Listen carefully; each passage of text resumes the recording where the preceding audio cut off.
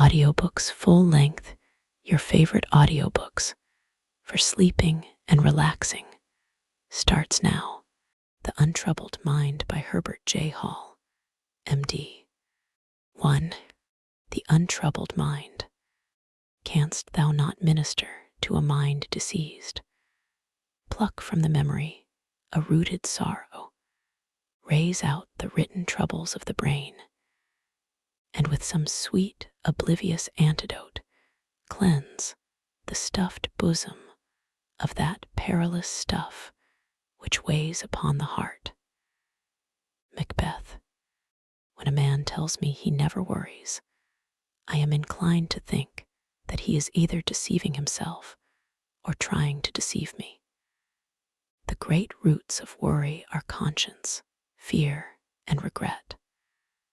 Undoubtedly, we ought to be conscientious, and we ought to fear and regret evil. But if it is to be better than an impediment and a harm, our worry must be largely unconscious and intuitive. The moment we become conscious of worry, we are undone. Fortunately or unfortunately, we cannot leave conscience to its own devices unless our lives are big enough and fine enough to warrant such a course. The remedy for the mental unrest, which is in itself an illness, lies not in an enlightened knowledge of the harmfulness and ineffectiveness of worry, not even in the acquirement of an unconscious conscience, but in the living of a life so full and good that worry cannot find place in it. That idea of worry and conscience, that definition of serenity, simplifies life immensely. To overcome worry by substituting development and growth need never be dull work. To know life in its farther reaches, life in its better applications, is the final remedy. The great undertaking it is life. We must warn ourselves, not infrequently, that the larger life is to be pursued for its own glorious self, and not for the sake of peace. Peace may come, a peace so sure that death itself cannot shake it, but we must not expect all our affairs to run smoothly. As a matter of fact, they may run badly enough. We shall have our ups and downs. We shall sin and repent, and sin again. But if in the end we live according to our best intuitions, we shall be justified, and we need not worry about the outcome. To put it another way, if we would have the untroubled mind, we must transfer our conscientious efforts from the small details of life, from the worry and fret of common things, into another and a higher atmosphere. We must transfigure common life, dignify it, and ennoble it. Then, although the old causes of worry may continue, we shall have gained a stature that will make us unconscious masters of the little troubles, and in a great degree equal to the larger requirements. Life will be easier, not because we make less effort, but because we are working from another and a better level. If such a change, and it would be a change for most of us, could come about instantly, in a flash of revelation, that would be ideal, but it would not be life. We must return again and again to the old uninspired state wherein we struggle conscientiously with perverse details. I would not minimize the importance and value of this struggle. Only the sooner it changes its level, the better for every one concerned. Large serenity must finally be earned through the toughening of moral fiber that comes in dealing squarely with perplexing details. Some of this struggle must always be going on, but serener life will come when we begin to concern ourselves with larger factors. How are we to live the larger life?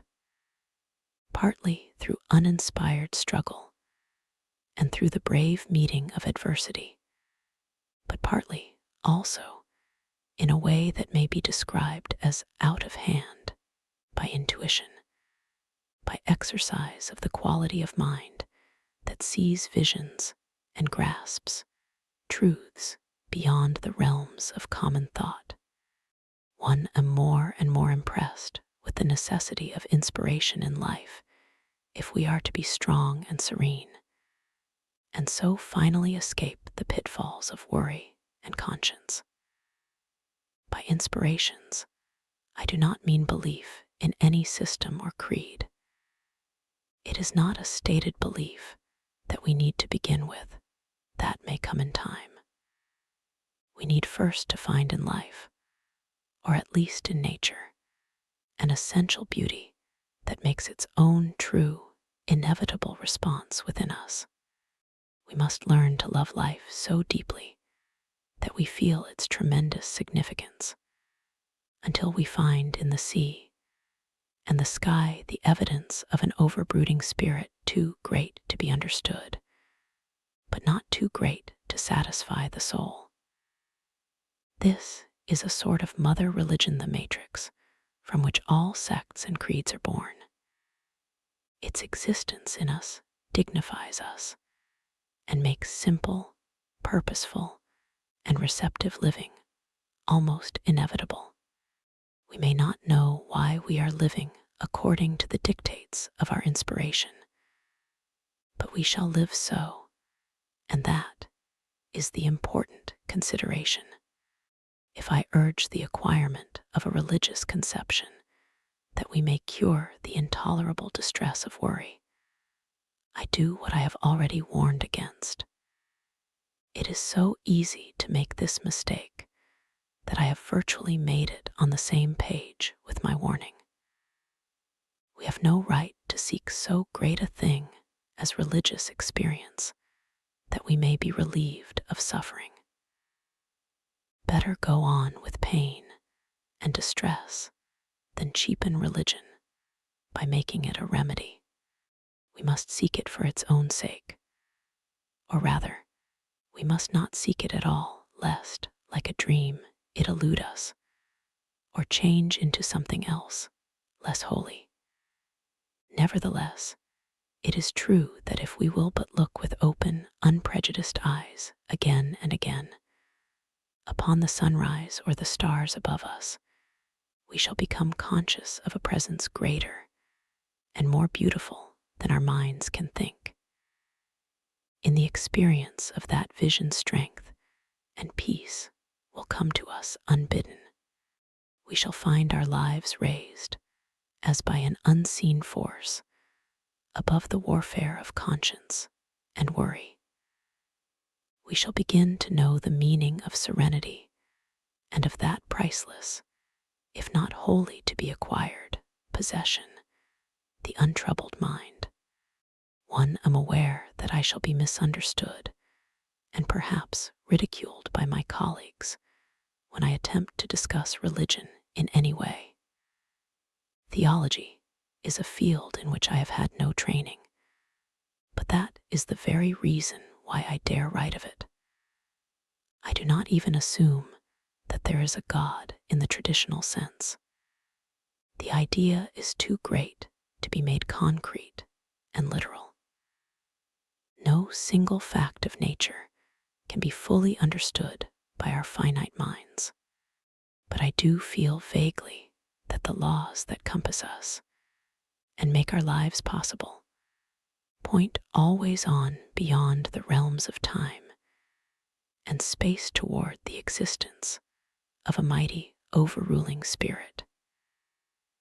If this is a cold and inadequate conception of God, it is at least one that can be held by any man without compromise. The modern mind is apt to fail of religious understanding and support because of the arbitrary interpretations of religion which are presented for our acceptance. It is what men say about religion, rather than religion itself, that repels us. Let us think it out for ourselves. If we are open to a simple, even primitive, conception of God, we may still repudiate the creeds and doctrines, but we are likely to become more tolerant of those who find them true and good. We shall be likely in time to find the religion of Christ understandable and acceptable, warm, and quick with life. The man who ungrudgingly opens his heart to the God of nature will be religious in the simplest possible sense. He may worry because of the things he cannot altogether understand, and because he falls so far short of the implied ideal. But he will have enlarged his life so much that the common worries will find little room. He will be too full of the joy of living to spend much conscious thought in worry. Such a man will realize that he cannot afford to spend his time and strength in regretting his past mistakes. There is too much in the future. What he does in the future, not what he has failed to do in the past, will determine the quality of his life. He knows this, and the knowledge sends him into that future with courage and with strength. Finally, in some indefinable way, character will become more important to him than physical health even. Illness is half compensated when a man realizes that it is not what he accomplishes in the world, but what he is that really counts, which puts him in touch with the creative forces of God and raises him out of the aimless and ordinary into a life of inspiration and joy. 2. Religio Medici. At all events, it is certain that if any medical man had come to Middlemark with the reputation of having definite religious views, of being given to prayer, and of otherwise showing an active piety, there would have been a general presumption against his medical skill. George Eliot, when a medically educated man talks and writes of religion and of God, he is rightly enough questioned by his brothers who are too busy with the hard work of practice to be concerned with anything but material problems. To me, the word God is symbolic of the power which created and which maintains the universe. The sunrise and the stars of heaven give me some idea of his majesty. The warmth and tenderness of human love give me some idea of his divine love. That is all I know, but it is enough to make life glow. It is enough to inspire the most intense devotion to any good cause. It is enough to make me bear suffering with some degree of patience. And it is enough, finally, to give me some confidence and courage, even in the face of the great mystery of death. Why this or another conception of God should produce such a profound result upon anyone, I do not know, except that in some obscure way it connects the individual with the divine plan and does not leave him outside in despair and loneliness. However that may be, it will be conceded that a religious conception of some kind does much toward justifying life, toward making it strong and livable, and so has directly to do with certain important problems of illness and health. The most practical medical man will admit that any illness is made lighter and more likely to recover in the presence of hope and serenity in the mind of the patient. Naturally, the great bulk of medical practice calls for no handling other than that of the straight medical sort. A man comes in with a crushed finger. A girl with anemia. The way is clear. It is only in deeper, more intricate departments of medicine that we altogether fail. The bacteriologist and the pathologist have no use for mental treatment in their departments. But when we come to the case of the nervously broken down school teacher or the worn out telegrapher, that is another matter. Years may elapse before work can be resumed, years of dependence and anxiety. Here, a new view of life is often more useful than drugs, a view that accepts the situation reasonably after a while, that does not grope blindly and impatiently for a cure, but finds in life an inspiration that makes it good in spite of necessary suffering and limitations. Often enough, we cannot promise a cure, but we must be prepared to give something better. A great deal of the fatigue and unhappiness of the world is due to the fact that we do not go deep enough in our justification for work or play, or for any experience, happy or sad. There is a good deal of a void after we have said, art for art's sake, or play for the joy of playing, or even after we have said, I am working for the sake of my family, or for someone who needs my help. That is not enough. And whether we realize it or not, the lack of deeper justification is at the bottom of a restlessness and uncertainty which we might not be willing to acknowledge, but which nevertheless is very real. One am not satisfied when some moralist says, be good and you will be happy.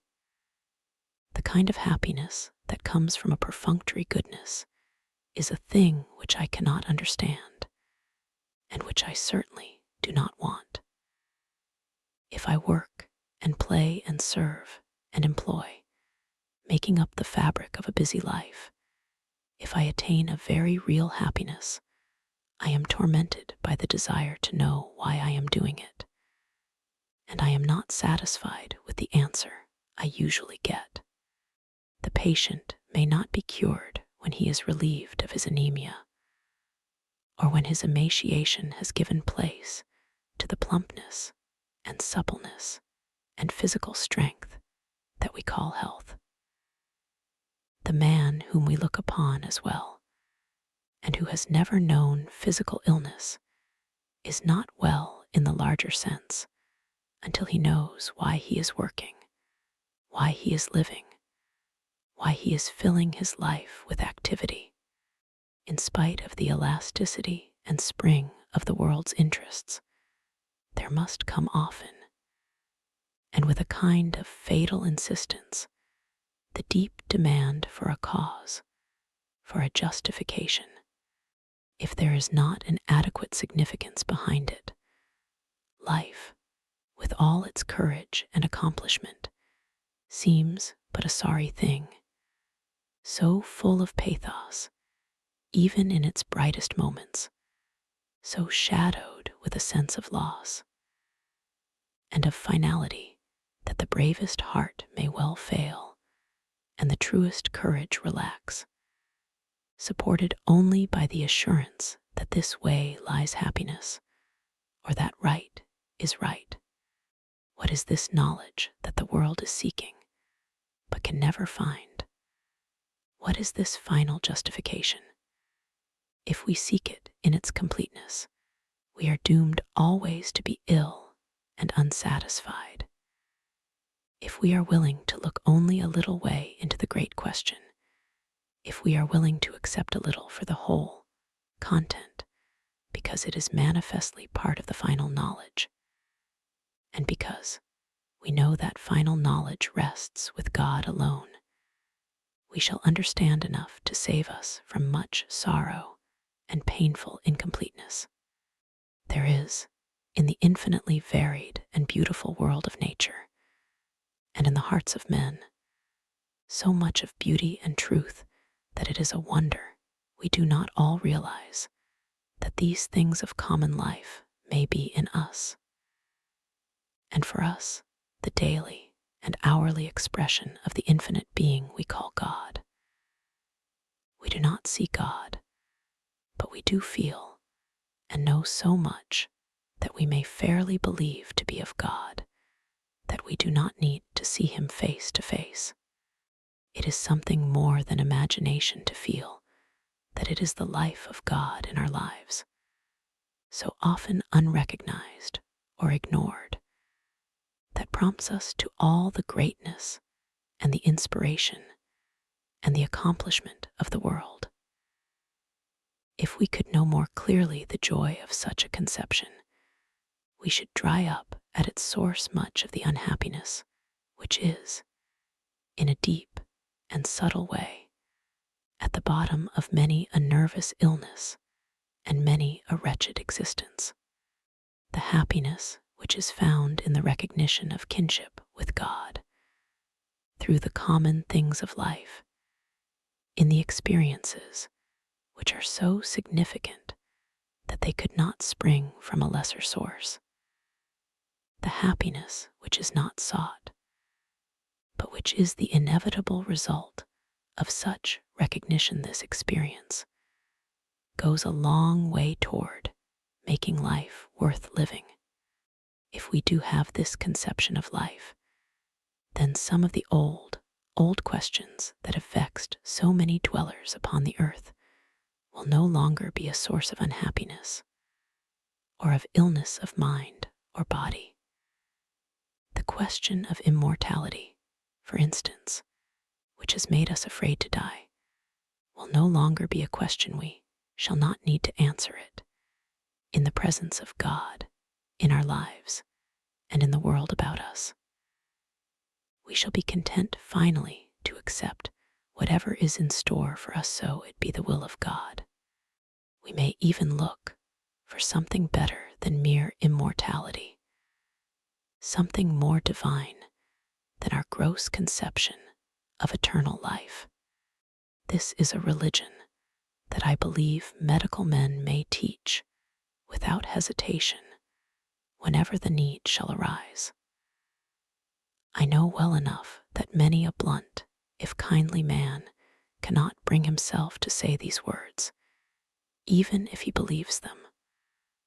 But I do think that in some measure they point the way to what may wisely be taught. There is a practice of medicine, the common practice, that is concerned with the body only, and with its chemical and mechanical reactions. We can have nothing but respect and admiration for the men who go on year after year in the eager pursuit of this calling.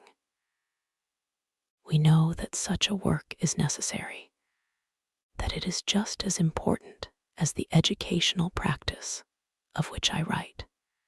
We know that without the physical side, medicine would fail of its usefulness, and that disease and death would reap far richer harvests.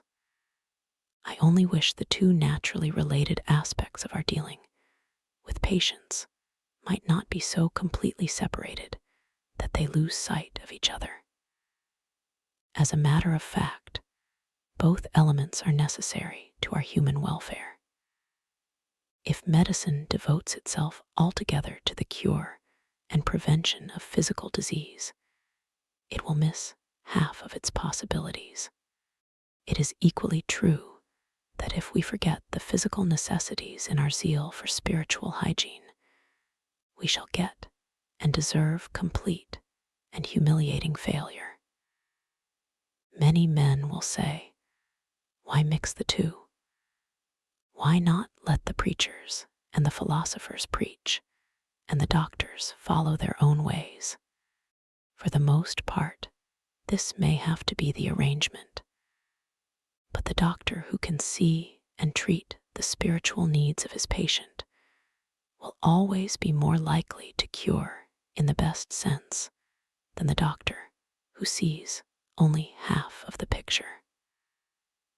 On the other hand, the philosopher is likely to be a comparatively poor doctor because he knows nothing of medicine and so can see only the other half of the picture. There is much to be said for the religion of medicine if it can be kept free from cant, if it can be simple and rational enough to be available for the whole world. 3. Thought and work.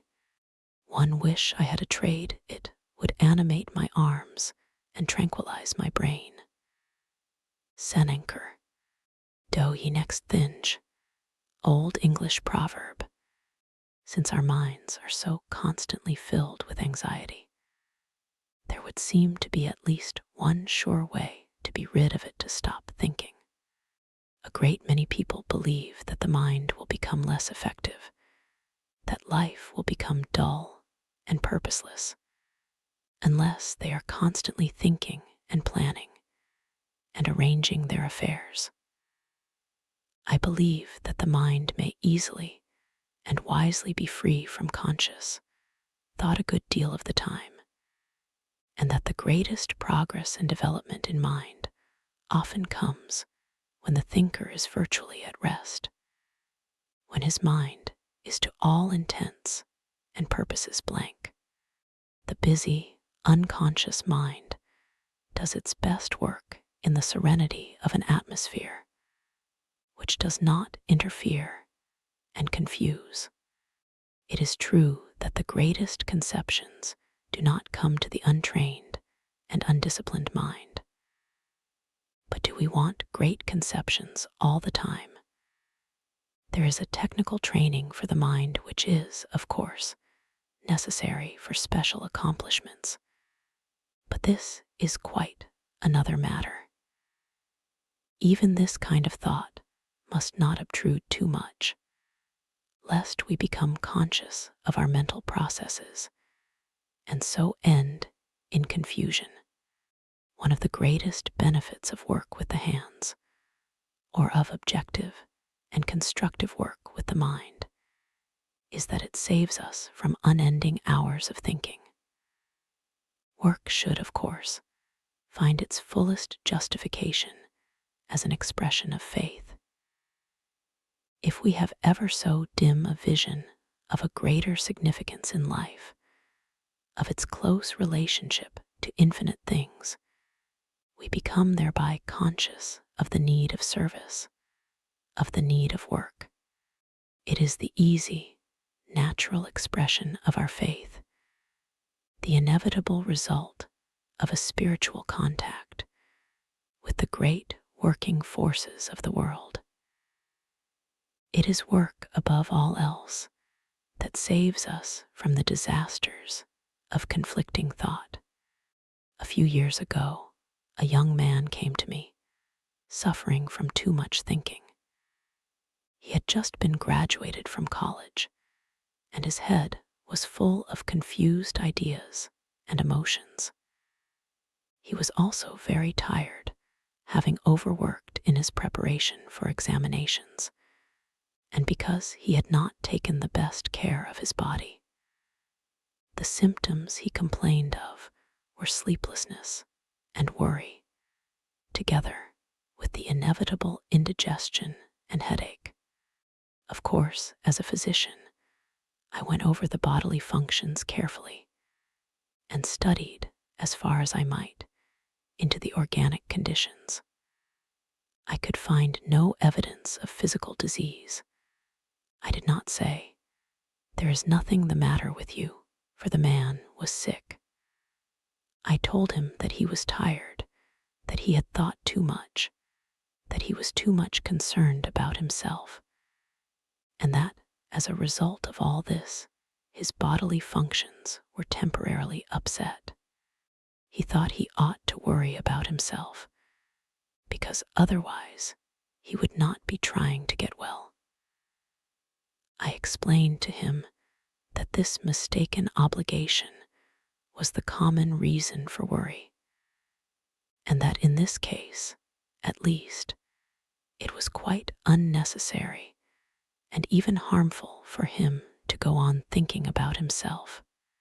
That helped a little, but not nearly enough, because when a man has overworked, when he has begun to worry, and when his various bodily functions show results of worry, no reasoning, no explanations can wholly relieve him. I said to this young man, in spite of your discomforts, in spite of your depression and concern in regard to yourself, you will get well if you will stop thinking about the matter altogether. You must be first convinced that it is best for you to stop thinking, that no harm or violence can result. And then you must be helped in this direction by going to work with your hands that will be life and progress. It will lead you to health. Fortunately, I had had some experience with nervous illness, and I knew that unless I managed for this man the character and extent of his work, he would not only fail in it, but of its object, and so become more confused and discouraged. I knew the troubled mind, in this instance, might find its solace and its relief in work, but that I must choose the work carefully to suit the individual, and I must see that the nervously fatigued body was not pushed too hard. In the town where I live is a blacksmith shop, presided over by a genial old man who has been a blacksmith since he was a boy, and in whose hands iron is like clay. I took my patient down to the smithy and said, "Here is a young man whom I want to put to work. He will pay for the chance. I want you first to teach him to make hand-wrought nails." This was a good deal of a joke to the smith and to the patient, but they saw that I was in earnest and agreed to go ahead. We got together the proper tools and proceeded to make nails, a job which is really not very difficult. After an hour's work, I called off my patient, much to his disgust, for he was just beginning to be interested. But I knew that if he were to keep on until fatigue should come, the whole matter would end in trouble. So the next day, with some new overalls and a leather apron added to the equipment, we proceeded to another hour's work. We went on this way for 3 or 4 days before the time was increased. The interest of the patient was always fresh. He was eager for more, and he did not taste the dregs of fatigue. Yet he did get the wholesome exercise, and he did get the strong turning of the mind from its worry and concern. Of course, the rest of the day was taken care of in one way or another, but the work was the central feature.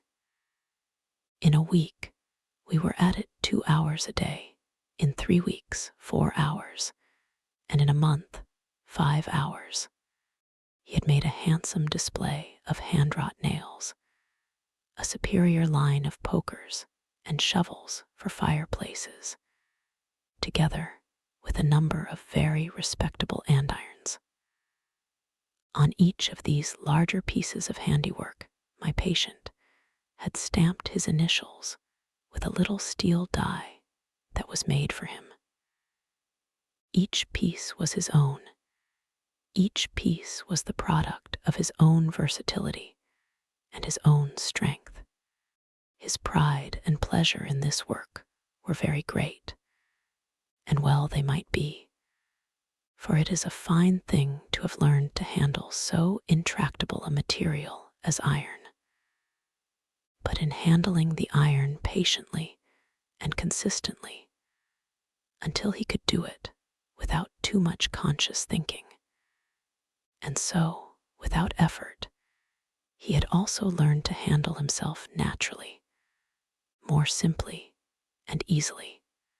As a matter of fact, the illness which had brought this boy to me was pretty nearly cured by his blacksmithing, because it was an illness of the mind and of the nerves, and not of the body, although the body had suffered in its turn. That young man, instead of becoming a nervous invalid as he might have done, is now working steadily in partnership with his father in business in the city. I had found him a very interesting patient, full of originality, and not at all the tedious and boresome person he might have been had I listened day after day, week after week, to the recital of his ills. I was willing to listen, I did listen, but I also gave him a new trend of life, which pretty soon made his complaints sound hollow and then disappear. Of course, the problem is not always so simple as this, and we must often deal with complexities of body and mind, requiring prolonged investigation and treatment. I cite this case because it shows clearly that relief from some forms of nervous illness can come when we stop thinking, when we stop analyzing, and then back up our position with prescribed work. There may be some nervous invalids who read these lines who will say, "But I have tried so many times to work and have failed." Unfortunately, such failure must often occur unless we can proceed with care and with understanding. But the principle remains true, although it must be modified in an infinite variety to meet the changing conditions of individuals. One sees a great many people who are conscientiously trying to get well from nervous exhaustion. They almost inevitably try too hard. They think and worry too much about it, and so exhaust themselves the more. This is the greater pity, because it is the honest and the conscientious people who make the greatest effort. It is very hard for them to realize that they must stop thinking, stop trying, and if possible get to work before they can accomplish their end. We shall have to repeat to them over and over again that they must stop thinking the matter out, because the thing they are attempting to overcome is too subtle to be met in that way. So, if they are fortunate, they may rid themselves of the vagueness and uncertainty of life until all the multitude of details which go to make up life lose their desultoriness and their lack of meaning, and they may find themselves no longer the subjects of physical or nervous exhaustion. For idleness, O ye, who have your eyeballs vexed and turred, feast them upon the wideness of the sea. Keats. Extreme busyness, whether at school or college, kirk or market, is a symptom of deficient vitality, and a faculty for idleness implies a catholic appetite and a strong sense of personal identity. Stevenson. It is an unfortunate fact that very few people are able to be idle successfully. I think it is not so much because we misuse idleness as because we misinterpret it that the long days become increasingly demoralizing. I would ask no one to accept a forced idleness without objection or regret. Such an acceptance would imply a lack of spirit, to say the least. But idleness and rest are not incompatible. Neither are idleness and service, nor idleness and contentment. If we can look upon rest as a preparation for service, if we can make it serve us in the opportunity it gives for quiet growth and legitimate enjoyment, then it is fully justified, and it may offer advantages and opportunity of the best. The chief trouble with idleness is that it so often means introspection, worry, and impatience, especially to those conscientious souls who would fain be about their business. One have for a long time been accustomed to combat the worry and fret of necessary idleness not by forbidding it, not by advising struggle and fight against it, but by insisting that the best way to get rid of it is to leave it alone, to accept it. When we do this, there may come a kind of fallow time in which the mind enriches and refreshes itself beyond our conception. One would rather my patient, who must rest for a long time, would give up all thought of method, would give up all idea of making his mind follow any particular line of thought or absence of thought. I know that the mind which has been under conscious control a good deal of the time is apt to rebel at this freedom and to indulge in all kinds of alarming extravagances. I am sure, however, that the best way to meet these demands for conscious control is to be careless of them, to be willing to experience these extravagances and inconsistencies without fear, in the belief that finally will come a quiet and peace which will be all that we can ask. The peace of mind that is unguided in the conscious and literal sense is a thing which too few of us know. Mr. Arnold Bennett, in his little book, How to Live on 24 Hours a Day, teaches that we should leave no time unused in our lives, that we should accomplish a great deal more, and be infinitely more effective and progressive if we devoted our minds to the definite working out of necessary problems, whenever those times occur in which we are apt to be desultory. I wish here to make a plea for desultoriness, and for an idleness which goes even beyond the idleness of the man who reads the newspaper and forgets what he has read. It seems to me better, whether we are sick or well, to allow long periods in our lives when we think only casually. To the good old adage, work while you work and play while you play, we might well add, rest while you rest, lest in the end you should be unable successfully either to work or play.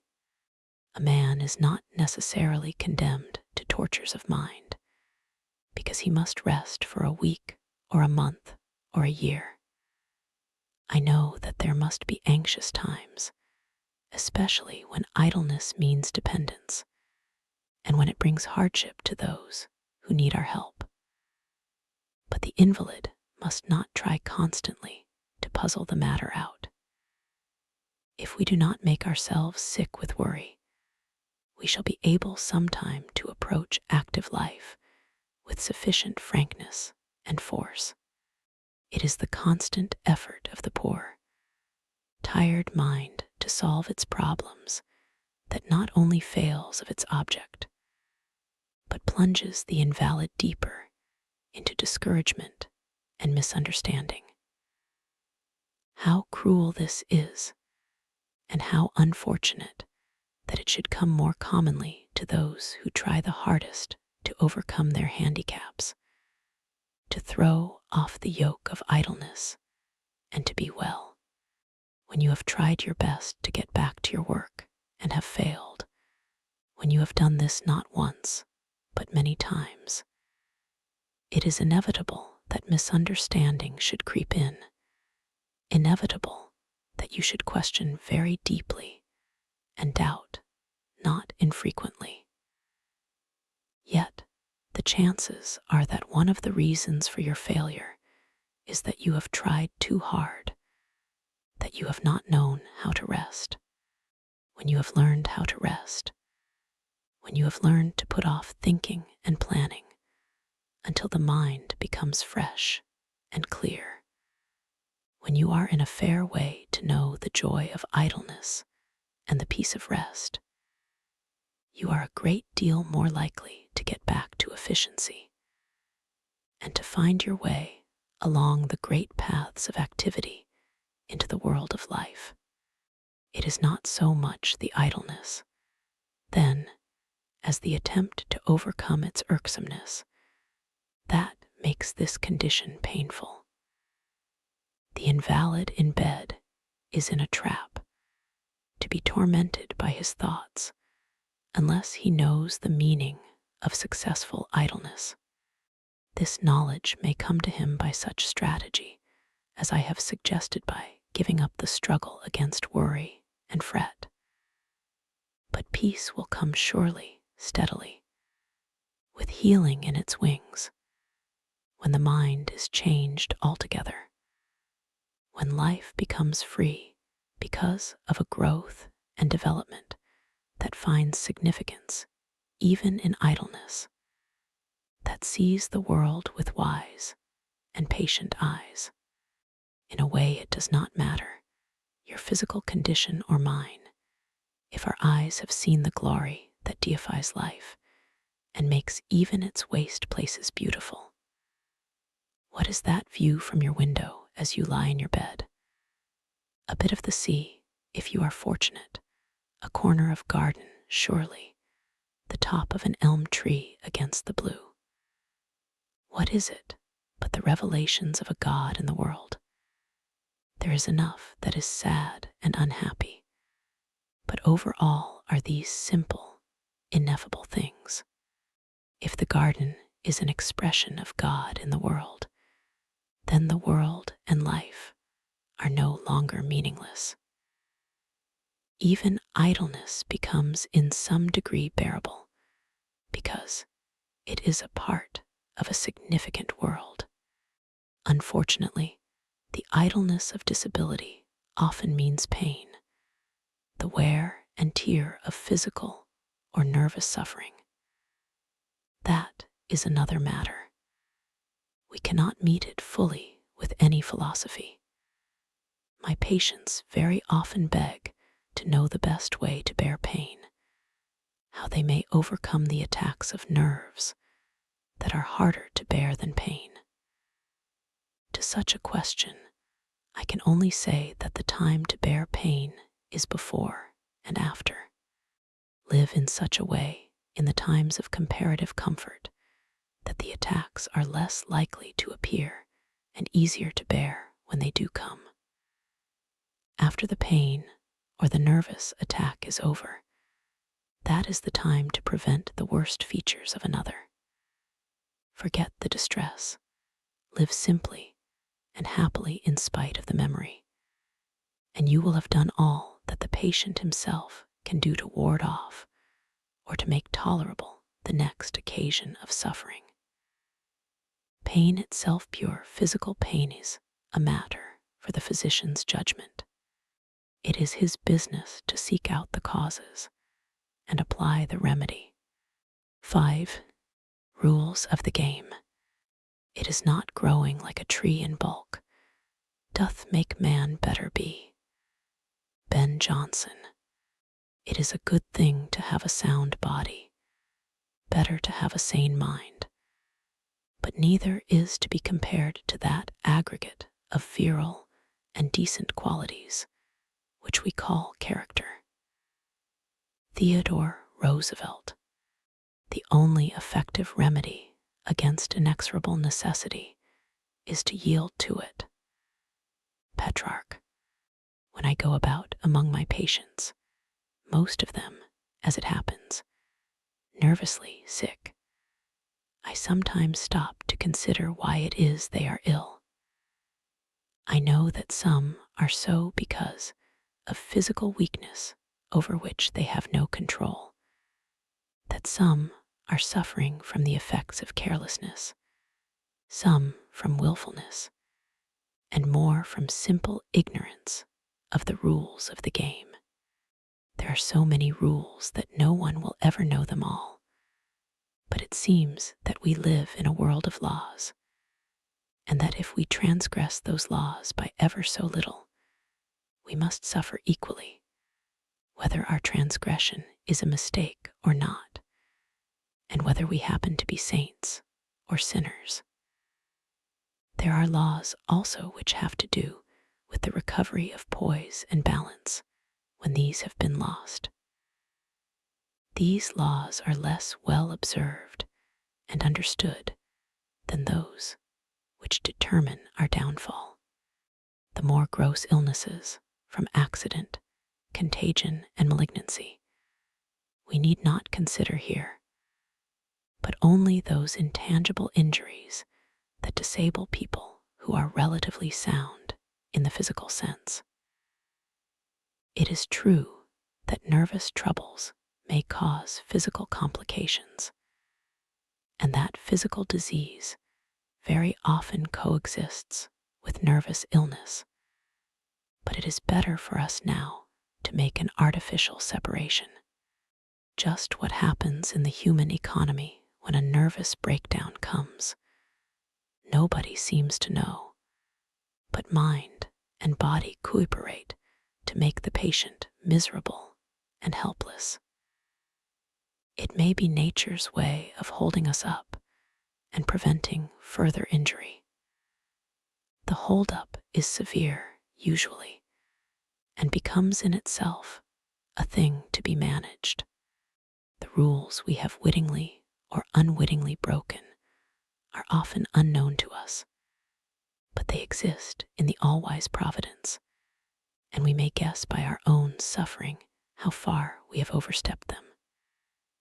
If a man runs into a door in the dark, we know all about that the case is simple, but if he runs overtime at his office and hastens to be rich with the result of a nervous dyspepsia, that is a mystery. Here is a girl who came out last year.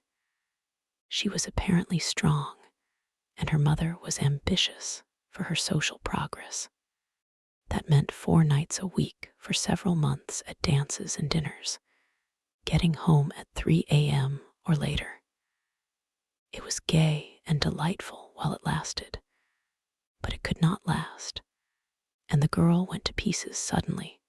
Her back gave out because it was not strong enough to stand the dancing and the long-continued physical strain. The nerves gave out because she did not give her faculties time to rest, and perhaps because of a love affair that supervened. The result was a year of invalidism, and then, because the rules of recovery were not understood, several years more of convalescence. Such common rules should be well enough understood, but they are broken everywhere by the wisest people. The common case of the broken-down school teacher is more unfortunate. This tragedy and others like it are more often, I believe, due to unwise choice of profession in the first place. The women's colleges are turning out hundreds of young women every year who naturally consider teaching as the field most appropriate and available. Probably only a very small proportion of these girls are strong enough physically or nervously to meet the growing demands of the schools. They may do well for a time, some of them unusually well, for it is the sensitive, high-strung organism that is appreciative and effective. After a while, the worry and fret of the requirements and the constant nag of the schoolroom have their effect upon those who are foredoomed to failure in that particular field. The plight of such young women is particularly hard, for they are usually dependent upon their work. It is, after all, not so much the things we do as the way we do them, and what we think about them, that accomplishes nervous harm. Strangely enough, the sense of effort and the feeling of our own inadequacy damage the nervous system quite as much as the actual physical effort. The attempt to catch up with life and with affairs that go on too fast for us is a frequent and harmful deflection from the rules of the game. Few of us avoid it. Life comes at us and goes by very fast. Tasks multiply and we are inadequate. Responsibilities increase before we are ready. They bring fatigue and confusion. We cannot shirk and be true. Having done all you reasonably can, stop, whatever may be the consequences. That is a rule I would enforce if I could. To do more is to drag and fail, so defeating the end of your efforts. If it turns out that you are not fit for the job you have undertaken, give it up and find another, or modify that one until it comes within your capacity. It takes courage to do this, more courage sometimes than is needed to make us stick to the thing we are doing. Rarely, however, will it be necessary for us to give up if we will undertake and consider for the day only such part of our task as we are able to perform. The trouble is that we look at our work or our responsibility all in one piece, and it crushes us. If we cannot arrange our lives so that we may meet their obligations a little at a time, then we must admit failure and try again on what may seem a lower plane. That is what I consider the brave thing to do. I would honor the factory superintendent who, finding himself unequal to his position, should choose to work at the bench where he could succeed perfectly. The habit of uncertainty in thought and action, bred, as it sometimes is, from a lack of faith in man and in God, is nevertheless a thing to be dealt with sometimes by itself. Not infrequently, it is a petty habit that can be corrected by the exercise of a little willpower. I believe it is better to decide wrong a great many times doing it quickly than to come to a right decision after weakly vacillating. As a matter of fact, we may trust our decisions to be fair and true if our life's ideals are beautiful and true. We may improve our indecisions a great deal by mastering their unhappy details, but we shall not finally overcome them until life rings true, and until all our acts and thoughts become the solid and inevitable expression of a healthy growing regard for the best in life, a call to right living that is no mean dictum of policy, but which is renewed every morning as the sun comes out of the sea. However inconsequential the habit of indecision may seem, it is really one of the most disabling of bad habits. Its continuance contributes largely to the sum of nervous exhaustion. Whatever its origin, whether it stands in the relation of cause or effect, it is an indulgence that insidiously takes the snap and sparkle out of life and leaves us for the time being colorless and weak. Next to uncertainty, an uninspired certainty is wrecking to the best of human prospects. The man whose one idea is of making himself and his family materially comfortable, or even rich, may not be coming to nervous prostration, but he is courting a moral prostration that will deny him all the real riches of life, and that will in the end reward him with a troubled mind, a great, unsatisfied longing, unless, to be sure, he is too smug and satisfied to long for anything. The larger life leads us inevitably away from ourselves, away from the super requirements of our families. It demands of them and of ourselves an unselfishness that is born of a love that finds its expression in the service of God. And what is the service of God if it is not such an entering into the divine purposes and spirit that we become with God recreators in the world-working factors in the higher evolution of humanity? While we live, we shall get and save, we shall use and spend, we shall serve the needs of those dependent upon us, but we shall not line the family nest so softly that our children become powerless. We shall not confine our charities to the specified channels where our names will be praised and our credit increased. We shall give and serve in secret places with our hearts in our deeds. Then we may possess the untroubled mind, a treasure too rich to be computed. We shall not have it for the seeking. It may exist in the midst of what men may call privations and sorrows, but it will exist in a very large sense, and it will be ours. The so-called hard-headed businessman who never allows himself to be taken advantage of, whose dealings are always strict and uncompromising, is very apt to be a particularly miserable invalid when he is ill. I cannot argue in favor of business laxity. I know the imperative need of exactness and finality, but I do believe that if we are to possess the untroubled mind, we must make our lives larger than the field of dollars and cents. The charity that develops in us will make us truly generous and free from the reaction of hardness. It is a great temptation to go on multiplying the rules of the game. There are so many sensible and necessary pieces of advice which we all need to have emphasized.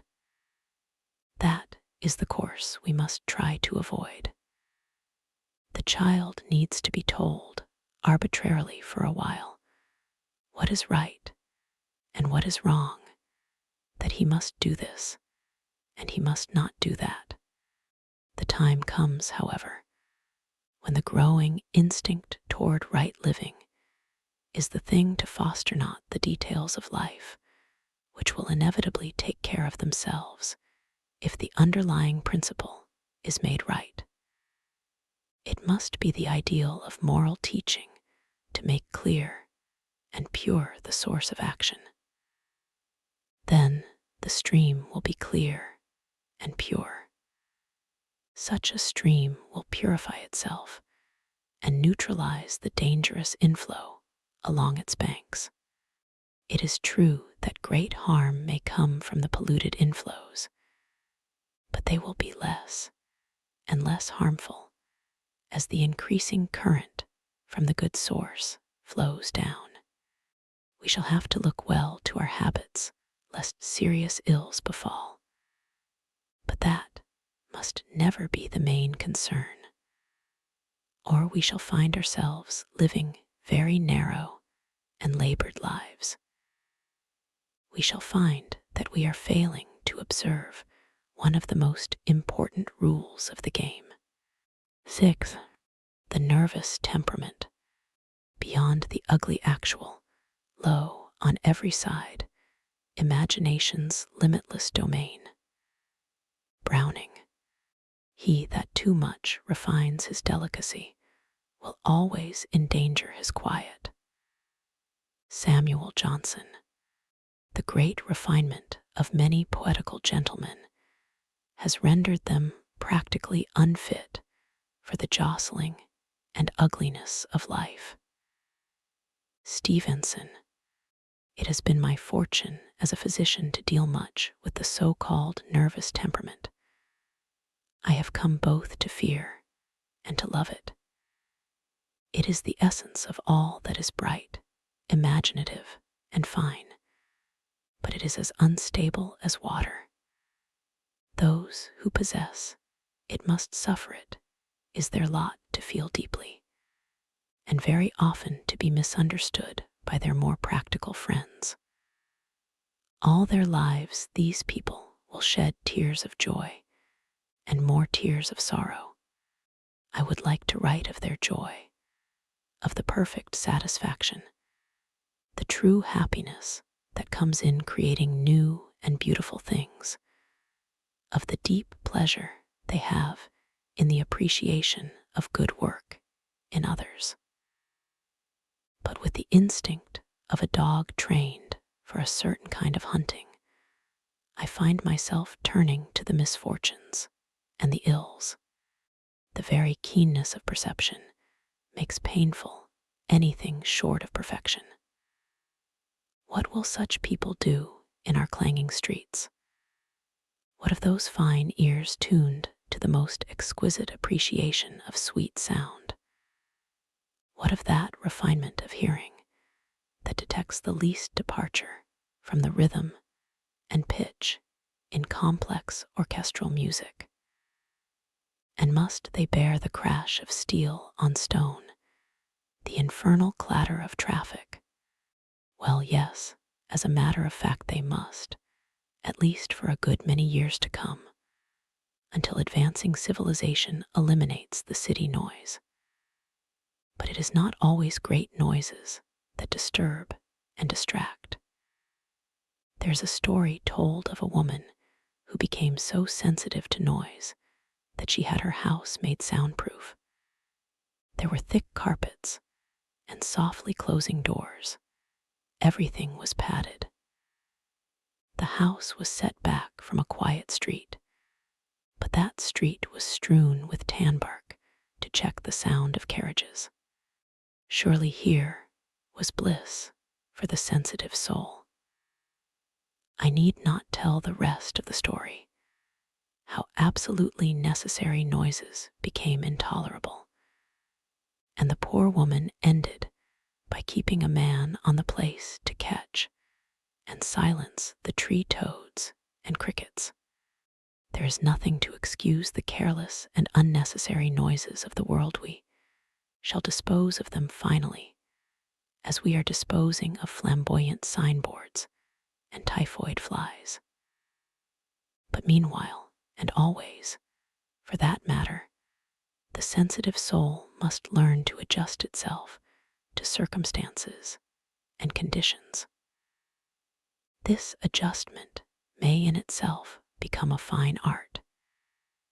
It is really the art by which the painter excludes the commonplace and irrelevant from his landscape. Sometimes we have to do this consciously. For the most part, it should be a natural, unconscious selection. One, I'm sure it is unwise to attempt at any time the dulling of the appreciative sense for the sake of peace and comfort. Love and understanding of the beautiful and true is too rare and fine a thing to be lost or diminished under any circumstances. The cure, as I see it, is to be found in the cultivation of the faculty that finds some good in everything and everybody. This is the saving grace. It takes great bulks of the commonplace and distills from the mass a few drops of precious essence. It finds in the unscholarly and the imperfect rare traces of good.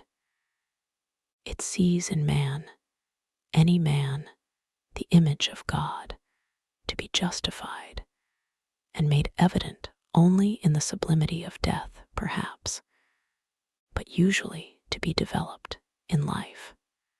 The nervous person is often morose and unsocial, perhaps, because he is not understood, perhaps, because he falls so short of his own ideals. Often he does not find kindred spirits anywhere. I do not think we should drive such a man into conditions that hurt, but I do believe that if he is truly artistic and not a snob, he may lead himself into a larger social life without too much sacrifice.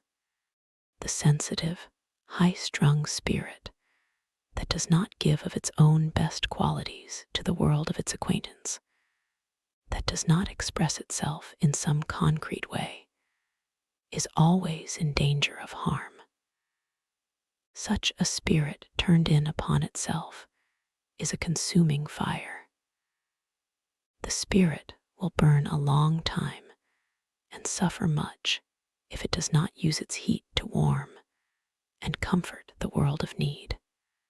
Real illness makes the nervous temperament a much more formidable difficulty. All the sensitive faculties are more sensitive. Irritability becomes an obsession, and idleness a terror.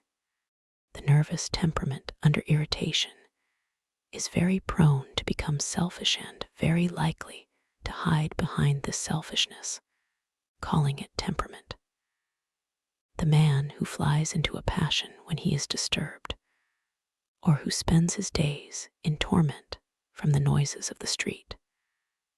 The woman of high attainment who has retired into herself, who is moody and unresponsive. These unfortunates have virtually built a wall about their lives, a wall which shuts out the world of life and happiness. From the walls of this prison, the sounds of discord and annoyance are thrown back upon the prisoner, intensified and multiplied. The wall is real enough in its effect, but will cease to exist when the prisoner begins to go outside, when he begins to realize his selfishness and his mistake. Then the noises and the irritations will be lost in the wider world that is open to him. After all, it is only through unselfish service in the world of men that this broadening can come. There is no lack of opportunity for service.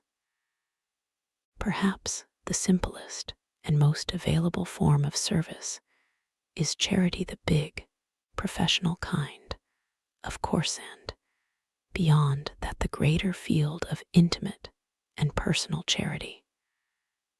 I know a girl of talent and ability herself, a nervous invalid, sick and helpless for the lack of a little money which would give her a chance to get well. I do not mean money for luxuries, for foolish indulgences, but money to buy opportunity, money that would lift her out of the heavy morass of poverty and give her a chance. She falls outside the beaten path of charity. She is not reached by the usual philanthropies. I also know plenty of people who could help that girl without great sacrifice. They will not do it because they give money to the regular charities. They will not do it because sometimes generosity has been abused. So they miss the chance of broadening and developing their own lives. One know well enough that objective interest can rarely be forced. It must usually come the other way about, through the broadening of life, which makes it inevitable. Sometimes I wish I could force that kind of development, that kind of charity. Sometimes I long to take the rich neurasthenic and make him help his brother, make him develop a new art that shall save people from sorrow and loss. We are all together in this world, and all kin to recognize it, and to serve the needs of the unfortunate as we would serve our own children is the remedy for many ills. It is the new art, the final and greatest of all artistic achievements. It warms our hearts and opens our lives to all that is wholesome and good. This is one of the crises in which my theory of inspiration first may fail. Here the charity may have to come first, may have to be insisted upon before there can be any inspiration or any further joy in life. It is not always charity in the usual sense that is required. Sometimes the charity that gives something besides money is best. But charity in any good sense means self-forgetfulness, and that is a long way on the road to nervous health. Give of yourself, give of your substance, and you will cease to be troubled with the penalties of selfishness. Then take the next step that gives not because life has come back, but because the world has become larger and warmer and happier. When the giver gives of his sympathy and of his means, because he wants to not, because he has to do, so he will begin to know what I mean when I say it is better to have the inspiration first. 7. Self-control.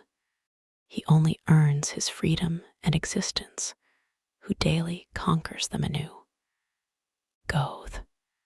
A good many writers on self-control and kindred subjects insist that we shall conscientiously and consciously govern our mental lives. They say, you must get up in the morning with determination to be cheerful. They insist that in spite of annoyance or trouble, you shall keep a smiling face and affirm to yourself over and over again the denial of annoyance. One do not like this kind of self-control. I wish I could admire it and approve it, but I find I cannot because it seems to me self-conscious and superficial. It is better than nothing, and unquestionably adds greatly to the sum of human happiness. But I do not think we ought to be cheerful if we are consumed with trouble and sorrow. The fact is we ought not to be for long beyond a natural cheerfulness that comes from the deepest possible sources. While we are sad, let us be so simply and naturally. But we must pray that the light may come to us in our sorrow, that we may be able soon and naturally to put aside the signs of mourning. The person who thinks little of his own attitude of mind is more likely to be well controlled and to radiate happiness than one who must continually prompt himself to worthy thoughts. The man whose heart is great with understanding of the sorrow and pathos of life is far more apt to be brave and fine in his own trouble than one who must look to a motto or a formula for consolation and advice. Deep in the lives of those who permanently triumph over sorrow, there is an abiding peace and joy. Such peace cannot come even from ample experience in the material world. Despair comes from that experience sometimes, unless the heart is open to the vital spirit that lies beyond all material things, that creates and renews life, and that makes it indescribably beautiful and significant. Experience of material things is only the beginning. In it and through it, we may have experience of the wider life that surrounds the material. Our hearts must be open to the courage that comes unbidden when we feel ourselves to be working, growing parts of the universe of God. Then we shall have no more sorrow and no more joy in the pitiful sense of the earth, but rather an exaltation which shall make us masters of these and of ourselves. We shall have a sympathy and charity that shall need no promptings, but that flow from us spontaneously into the world of suffering and need. Beethoven was of a sour temper, according to all accounts, but he wrote his symphonies in the midst of tribulations under which few men would have worked at all. When we have felt something of the spirit that makes work inevitable, it will be as though we had heard the eternal harmonies. We shall write our symphonies, build our bridges, or do our lesser tasks with dauntless purpose, even though the possessions that men count dear are taken from us. Suppose we can do very little because of some infirmity. If that little has in it the larger inspiration, it will be enough to make life full and fine. The joy of a wider life is not obtainable in its completeness. It is only through a lifetime of service and experience that we can approach it. That is the proof of its divine origin, its unattainableness. God keep you from the she-wolf and from your heart's deepest desire is an old saying of the Romanians. If we fully obtain our desires, we prove their unworthiness. Does anyone suppose that Beethoven attained his whole heart's desire in his music? He might have done so had he been a lesser man. He was not a cheerful companion. That is unfortunate, and shows that he failed in complete inspiration and in the ordinary kind of self-control. He was at least sincere, and that helped not a little to make him what he was. I would almost rather a man would be morose and sincere than cheerful from a sense of duty. Our knowledge of the greater things of life must always be substantiated and worked out into realities of service, or else we shall be weak and ineffective. The charity that balks at giving reacts upon a man and deadens him. I am always insisting that we must not live and serve through a sense of duty, but that we must find the inspiration first. It is better to give ourselves to service, not for the sake of finding God, but because we have found him, and because our souls have grown in the finding until we cannot help giving. If we have grown to such a stature, we shall be able to meet sorrow and loss bravely and simply. We shall feel for ourselves and for others in their troubles, as Forbes Robertson did when he wrote to his friend who had met with a great loss. I pray that you may never, never, never get over this sorrow, but through it, into the very heart of God. All this is very unworldly, no doubt, and yet I will venture the assertion that such a standard and such a method will come nearer to the mark of successful and well-controlled living than the most carefully planned campaign of duty. If we plan to make life fine, if we say, in effect, I will be good and cheerful, no matter what happens, we are beginning at the wrong end. We may be able to work back from our mottos to real living, but the chances are we shall stop somewhere by the way, too confused and uncertain to go on. Self-control, at its best, is not a conscious thing. It is not well that we should try to be good, but that we should so dignify our lives with the spirit of good that evil becomes well nigh impossible to us. 8. The lighter touch. Heart not so heavy as mine, wending late home, as it passed my window whistled itself a tune. Emily Dickinson. One have never seen good come from frightening worriers. It is no doubt wise to speak the truth, but it seems to me a mistake to say in public print or in private advice that worry leads to tragedies of the worst sort. No matter how hopeful we may be in our later teaching about the possibilities of overcoming worry, the really serious worrier will pounce upon the original tragic statement and apply it with terrible insistence to his own case. One would not minimize the seriousness of worry, but I am convinced that we can rarely overcome it by direct, voluntary effort. It does not go until we forget it, and we do not forget it if we are always trying consciously to overcome it. We worriers must go about our business other business than that of worry. Life is serious, alas, too serious and full enough of pathos. We cannot joke about its troubles, they are real, but at least we need not magnify them. Why should we act as though everything depended upon our efforts, even the changing seasons and the blowing winds? No doubt we are responsible for our own acts and thoughts, and for the welfare of those who depend upon us.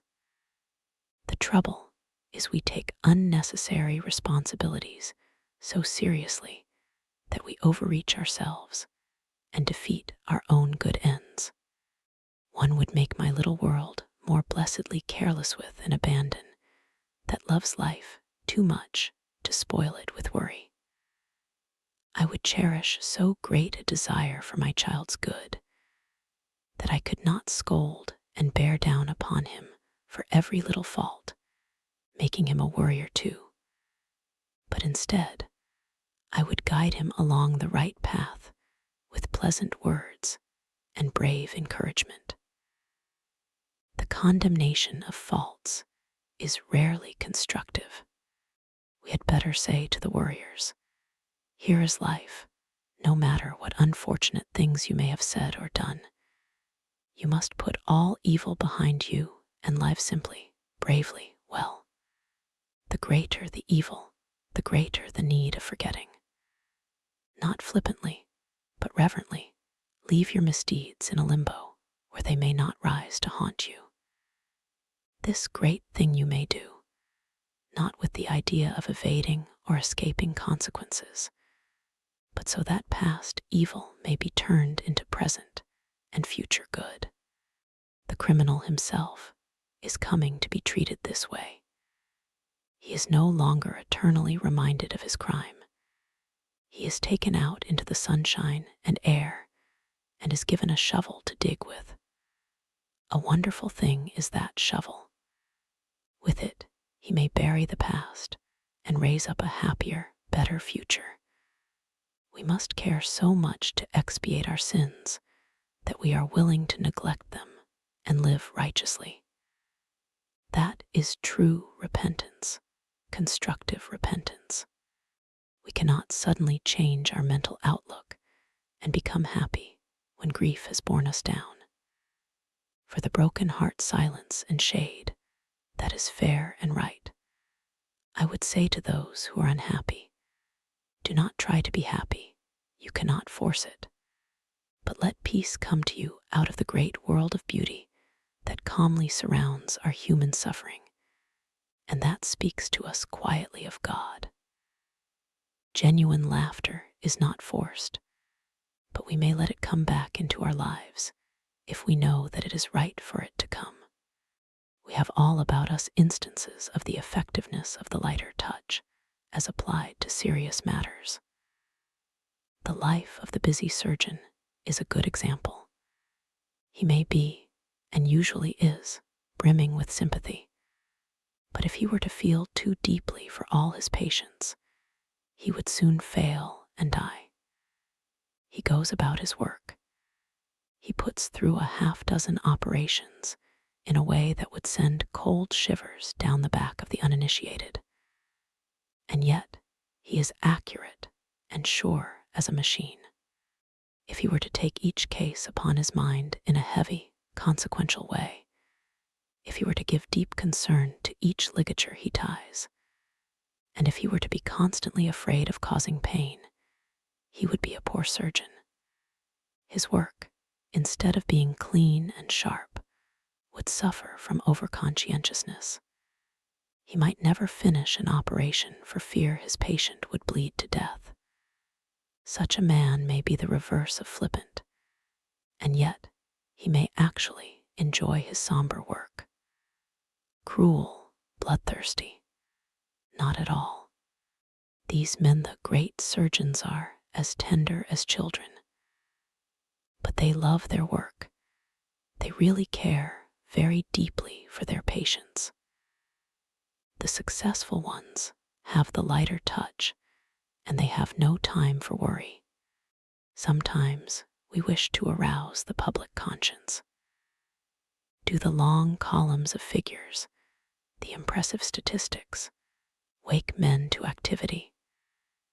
It is rather the keen, bright thrust of the satirist that saves the day. Once, in a New England town meeting, there was a movement for a much-needed new schoolhouse. By the installation of skylights in the attic, the old building had been made to accommodate the overflow of pupils. The serious speakers in favor of the new building had left the audience cold when a young man arose and said he had been up into the attic and had seen the wonderful skylights that were supposed to meet the needs of the children. "I have seen them," he said. "We used to call them scuttles when I was a boy." $100,000 was voted for the new schoolhouse. There's a natural gaiety in most of us, which helps more than we realize to keep us sound. The pity is that when responsibilities come and hardships come, we repress our lighter selves sternly, as though such repression were duty. Better let us guard the springs of happiness very, very jealously. The whistling boy in the dark street does more than cheer himself on the way. He actually protects himself from evil and brings courage not only to himself, but to those who hear him. I do not hold for false cheerfulness that is sometimes affected, but a brave show of courage in a forlorn hope will sometimes win the day. It is infinitely more likely to win than a too serious realization of the danger of defeat. The show of courage is often not a pretense at all, but victory itself. The need of the world is very great, and its human destiny is in our hands. Half of those who could help to right the wrongs are asleep or too selfishly immersed in their own affairs. We need more helpers like my friend of the skylights. Most of us are far too serious. The slumberers will slumber on, and the worriers will worry.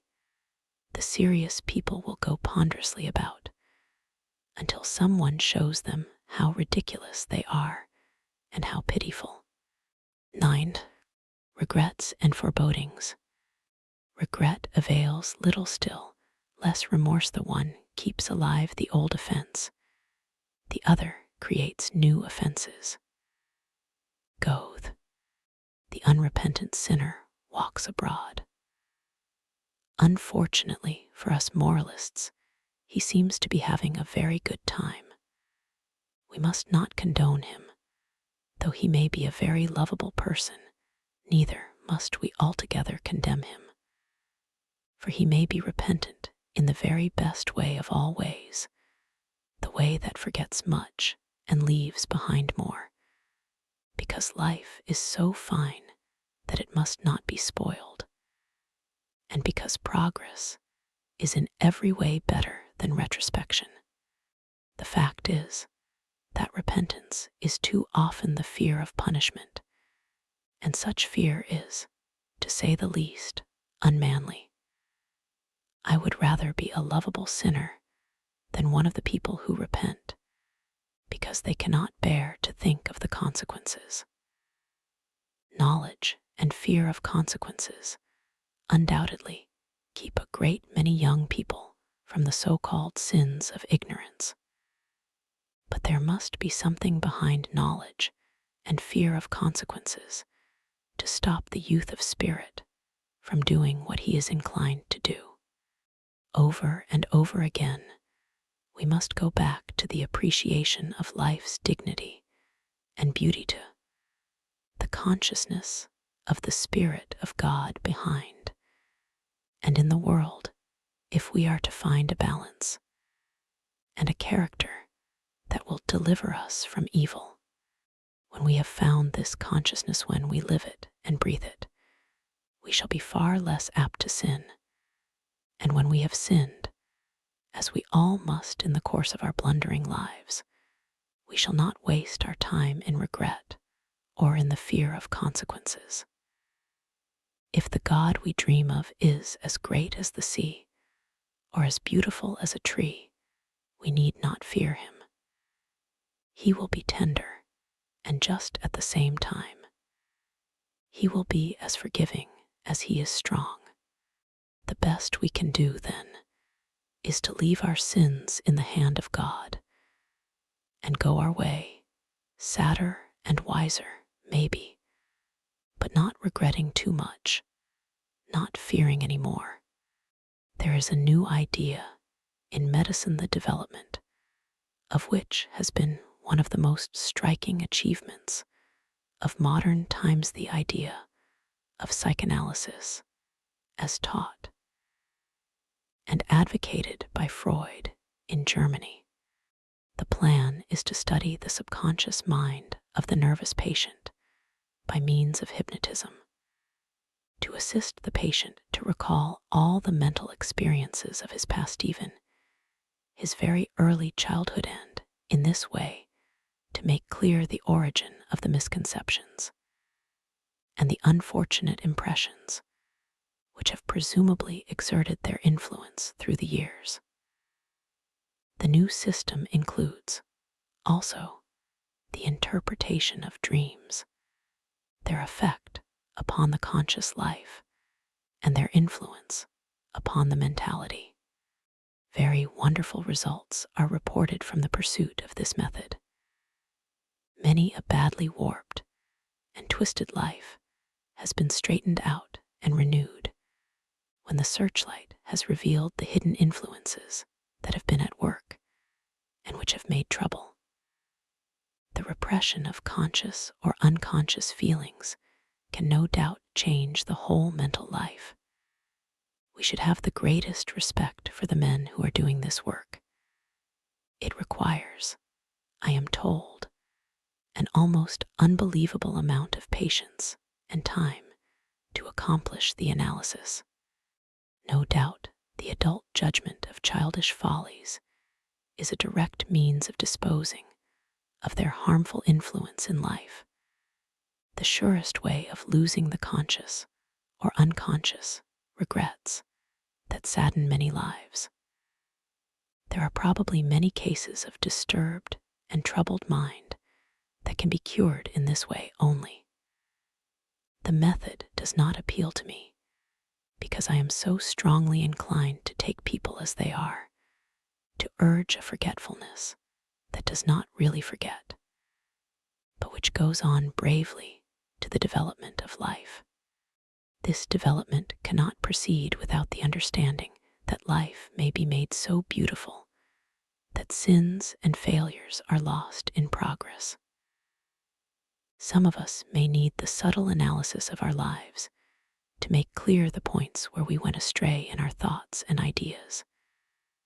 But many of us, fortunately, are able to take ourselves for better or for worse, sins and all. Most of us ought to do that, for the most part, if we are to progress and live.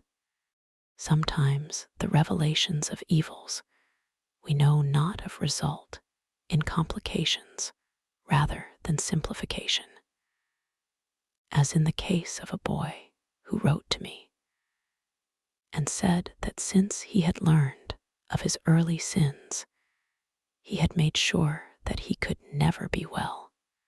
Instead of going into further analysis with him, I assured him that, while it was undoubtedly his duty to regret all the evil of his life, it was a still greater duty to go on and live the rest of it well, and that he could do so if he would open his eyes to the possibilities of unselfish service. One, am very much inclined to preach against self-analysis and the almost inevitable regret and despair that accompany it. One of my patients decided some time ago that her life was wasted, that she had accomplished nothing. It was true that she had not the endurance to meet the usual demands of social or even family life, and that for long periods she had to give up altogether. But it happened that she had the gift of musical understanding, that she had studied hard in younger days. With a little urging, the gift was made to grow again, and to serve not only the patient's own needs, but to bring very great pleasure to everyone who listened to her playing. That rare, true ability was worth everything, and she came to realize it in time. The gift of musical expression is a very great thing, and I succeeded in making this woman understand that she should be happy in that ability, even if nothing else should be possible. Often enough, nothing that can compare with music exists, and life seems wholly barren. Rather cold comfort, it seems at first to assure a person who is helpless that character is the greatest thing in the world. But that is the final truth. The most limited and helpless life may glow with it, and be richer than imagination can believe. It is never time to regret and never time to despair. The less analysis, the better. When it comes to character, live, grow, and get a deeper and deeper understanding of life that is near to God, and so capable of wrong only as we turn away from him. Do not say things, what you are stands over you and thunders so. I cannot hear what you say to the contrary. We shall do well not to forget that, whatever failures or mistakes we have made, there is infinite possibility ahead of us. That character is the greatest thing in the world, and that most good character has been built upon mistakes and failures. I believe there is no sin which may not make up the fabric of its own forgiveness in the living of a free, self-sacrificing life. I know of no bodily ill nor handicap which we may not eventually rise above and beyond by means of brave spiritual progress. The body may fail us, but the spirit reaches on and into the great world of God. 10. The virtues. The virtues hide their vanquished fires within that whiter flame, till conscience grows irrelevant and duty but a name. Frederick Lawrence Knowles. In most books I have read on nerves and similar subjects, advice is given, encouragement is given, but the necessity for patience is not made clear. Patience is typical of all the other virtues. Many a man has followed the best of advice for a time and has become discouraged because the promised results did not materialize.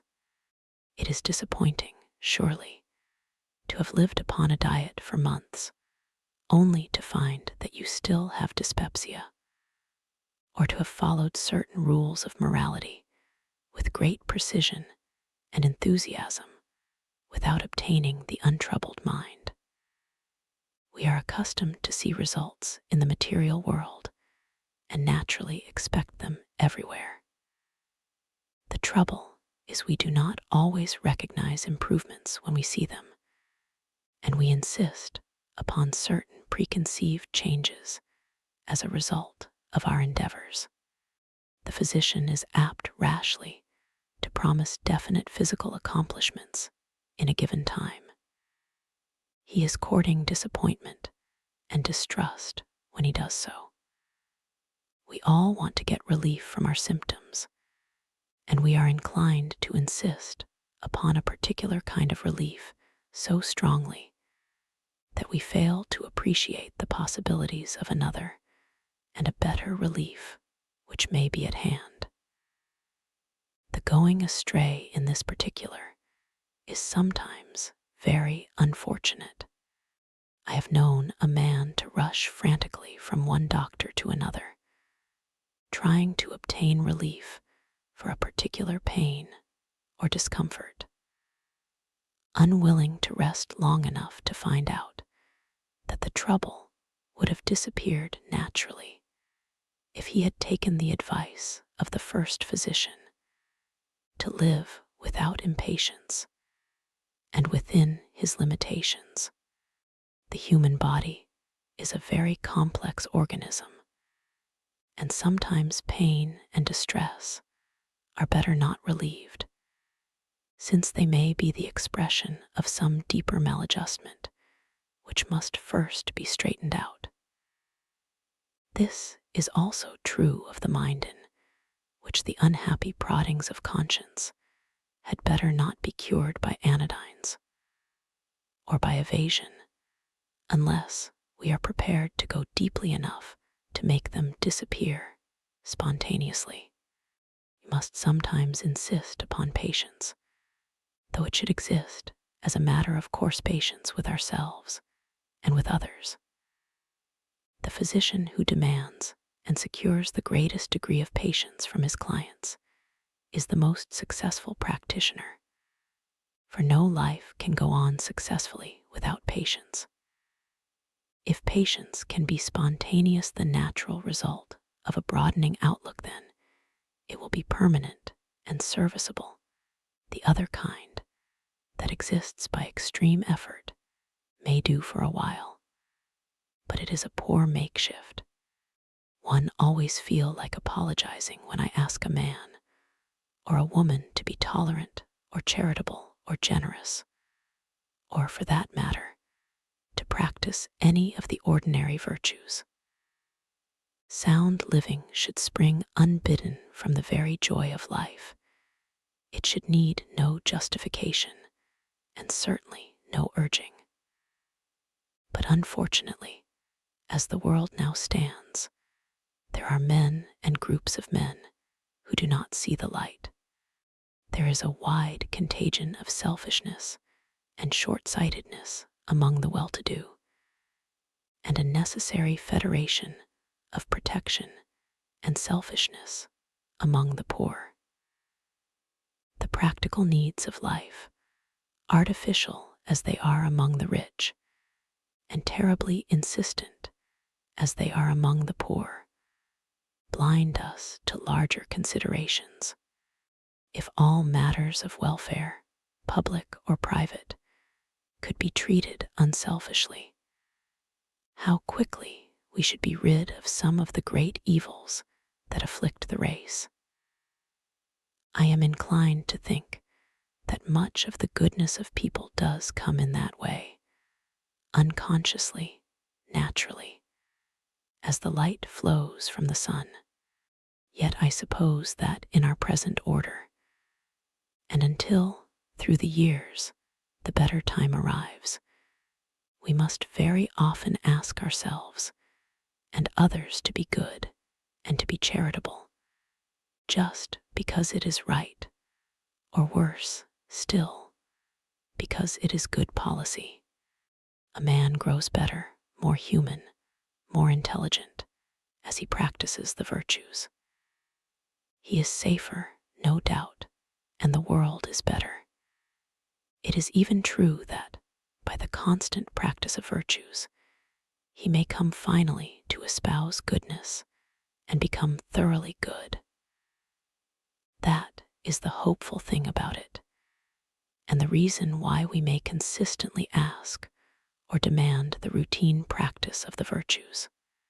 but let us hold up all the time in our teaching, and in our lives the other course, the development of the inspiration that includes all virtues, and that makes all our way easy and plain in a world where confusion reigns. Because men are going at the problem of right living the wrong way around. The practice of good living will never be easy in its details, but if it is sure in its inspiration, there will be no question of the final triumph. We shall have to fight blindly sometimes, and with all the strength and persistence of animals at bay. We shall fail sometimes too, and that is not always the worst thing that can happen. It is the glory of life that we shall slowly triumph over ourselves and the world. It is the glory of life that out of sore trouble, in the midst of poverty and human injustice, may rise, spontaneous and serene, the spirit of self-sacrifice, the unconquerable spirit of service that does not question, that expresses the divine tenderness in terms of human love. Through the times of darkness and doubt which must inevitably come, there will be for those who cherish such a vision and who come back to it again and again, no utter darkness, no trouble that wholly crushes, no loss that wholly destroys. If we could not understand it before, it will slowly dawn upon us that the life of Christ exemplified all these things. Charity, kindliness, service, patience, all these things which have seemed so hard will become in our lives, as in His, the substance and expression of our faith. The great human virtues will become easy and natural. The untroubled mind, or as much of it as is good to possess, will be ours, not because we have escaped trouble, but because we have disarmed it, have welcomed it even so long as it has served to strengthen and ennoble our lives. 11. The cure by faith. The healing of His seamless dress is by our beds of pain. We touch Him in life's throng and press, and we are whole again. Whittier. One cannot finish my little book of ideals without writing some things that are in my mind about cure by faith or by prayer. It is a subject that I approach with hesitation because of the danger of misunderstanding. No subject is more difficult, and none is more important for the invalid to understand. We hear a great deal about the wonderful cures of Christian Science or of similar agencies, and we all know of people who have been restored to usefulness by such means. Has the healing of Christ again become possible on earth? No one would be more eager to accept it and acknowledge it than the physician if it were really so. But careful investigation always reveals the fact that the wonderful cures are not of the body, but of the mind.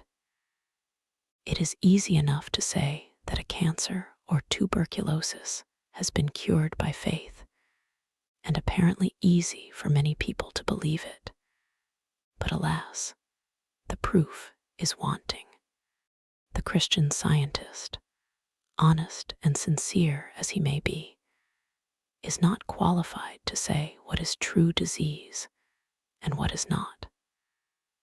What looks like diseased tissue recovers, but medical men know that it could not have been diseased in the most serious sense, and that the prayer for recovery could have had nothing to do with the cure, save in a very indirect way. The man who discards medicine for philosophy or religion is courting unnecessary suffering and even death. The worst part of it is that he may induce someone else to make the same mistake with similar results. In writing this opinion, I am in no way denying the great significance and value of faith, nor of the prayerful and trustful mind. If it cannot cure actual physical disease, faith can accomplish veritable miracles of healing in the mind of the patient. No thoughtful or honest medical man will deny it. Nor will most medical men deny that the course of almost any physical illness may be modified by faith and prayer. I am almost saying that there is no known medicine of such potency. Every bodily function is the better for the conquering spirit that transcends the earth and finds its necessary expression in prayer. There really need be no issue or disagreement between medicine and faith cure. At its best, one is not more wonderful than the other, and both aim to accomplish the same end, the relief of human suffering. When the two are merged, as someday they will be, we shall be surprised to discover how alike they are. Christian Science is rightly scorned by medical men because it is unscientific, because it makes absurd and untenable claims outside its own field, and because it has not as yet investigated that field in the scientific spirit. When proper study and investigation have been made, it will be found that faith cure, not in its present state, but in some future development, will have an immense field of usefulness. It will be worthy of as much respect in that field as medicine proper in its own sphere. As a matter of fact, both medicine and faith cure are miraculous in a very real sense, as both depend for efficiency now and always upon the same great laws which may be fairly called divine. What is the discovery that the serum of a horse will under certain circumstances cure diphtheria? Does it not mean that man is tapping sources of power far beyond his understanding? Is man responsible save as the agent? Did he produce the complex animal chemistry that makes this cure possible? Did man make the horse, or the laws that control the physiology and pathology of that animal? Here, then, is faith cure in its largest and best sense. The biologist may not be willing to admit it, but his faith in these great laws of God have made possible the cure of a dread disease. Here, as in all matters of pure religion, it is what men say and write, not the fact itself, that makes all the misunderstanding. We make our judgments and conceive our prejudices from mere surface considerations. Call life what you will, leave out the symbolic word God, altogether the facts remain. The true scientific spirit must reverence and adore the power that lies behind creation. It is as inconsistent for the bacteriologist to be an unbeliever as it is for the Christian scientist to deny the value of bacteriology. Medicine is infinitely farther advanced than Christian Science, and yet Christian Science has grasped some truth that the natural scientist has stupidly missed. When an obsession is thrown off and courage substituted for fear, we witness as important a cure as can be shown to the credit of surgery. If the Christian scientists and the other faith curers were only less superficial and less narrow in their explanation of the facts, If they would condescend to study the diseases they treat, they would be entitled to and would receive more respect and consideration. The cure and prevention of disease through the agency of man are evidently part of the divine plan. Our eagerness to advance along the lines of investigation and practice is but that divine plan in action. The truly scientific spirit will neglect no possible curative agent.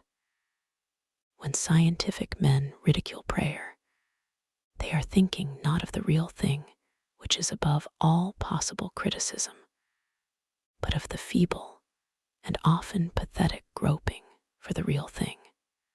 We ask in our prayers for impossible blessings that would invert the laws of God and change the face of nature very well. We must be prepared for disappointment.